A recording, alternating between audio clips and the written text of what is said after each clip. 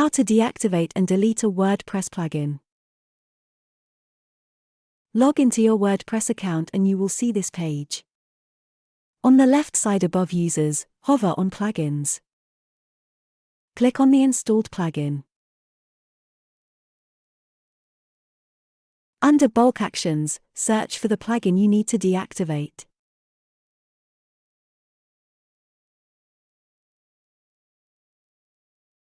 Click on Deactivate. Your WordPress plugin has been deactivated successfully.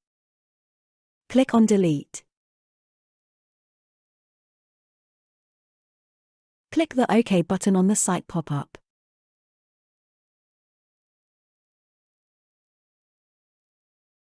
That's it, you have successfully deactivated and deleted a WordPress plugin.